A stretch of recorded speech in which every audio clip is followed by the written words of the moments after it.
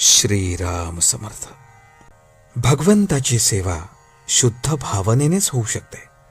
देह म्हटला की हृदय आणि इतर अवयव हे त्याचे भाग होत. पण समजा देहाचे इतर सर्व अवयव शाबूत आहेत आणि हृदय तेवढे बंद पडले, तर सर्व इंद्रिये शाबूत असूनही त्यांचा उपयोग नाही.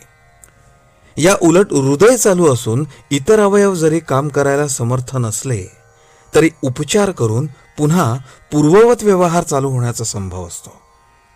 फार काय, पण एखादा अवयव काढून टाकावा लागला तरी हृदय शाबूत असेल तर काम भागते. पण जर का हृदयच बंद पडले तर मात्र सर्व काही संपलेच.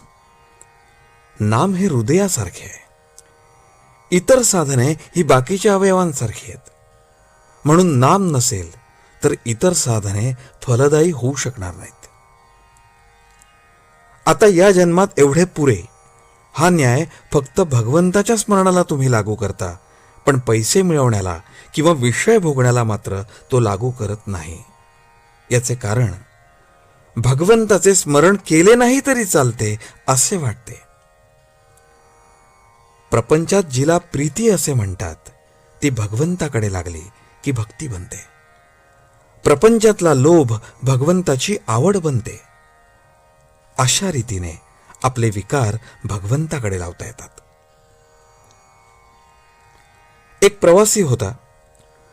गाडीमध्ये त्याला चांगली जागा मिळाली म्हणून आपल्या स्टेशनवर न उतरता गाडी शेवटी थांबते तिथपर्यंत तो गेला आणि त्याच गाडीने तो पुन्हा परत आपल्या गावी आला. त्याचप्रमाणे आपला जन्ममरणाचा प्रवास चाललाय. तुम्ही त्या प्रवाशाप्रमाणे परत येऊ नका. प्रवासामध्ये केळी, संत्री वगैरे फळे घ्या, म्हणजे इथे घरे बिरे बांधा, पण आपले स्टेशन विसरू नका. भगवंत हे आपले स्टेशन आहे. अलीकडे शास्त्री पंडित सुद्धा सर्वजण भगवंताच्या उलट बोलू लागलेत. म्हणून आपण आधी आपल्या साधनाचा निश्चितपणा करावा आणि नंतर पोथी पुराणे ऐकावीत.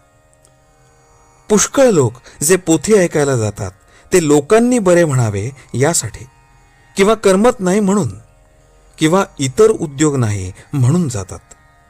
असे करणे योग्य नाही. पोथ्या पुराणांच्या मध्ये दोष नाही, पण सांगणारा आपले काहीतरी त्याच्यामध्ये घालून सांगतो आणि ते बाधक ठरते. कर्तव्याची जाणीव आणि भगवंताचे अखंड अनुसंधान हेच सर्व पोथ्यांचे सार आहे. आपण जसे करतो तसे बोलण्यासाठी आपण आपले बोलणे कमी केले पाहिजे. बोलणे कमी करायला मन गुंतवून ठेवणे जरूर आहे. भगवंताची सेवा शुद्ध भावनेनेच होऊ शकते. या भावनेचे मूळ प्रत्येकाच्या हृदयात असते. हीच शुद्ध भावना आपल्याला तारते, मंदिर आणि समाधी तारीत नाही.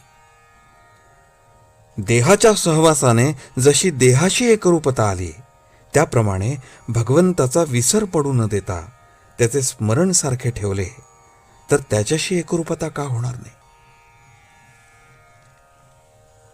आजचे बोधवचन. परमार्थ कितीही कठीण असला तरी नामाने तो सुसाध्य असतो. जानकी जीवन स्मरण. जय जय राम.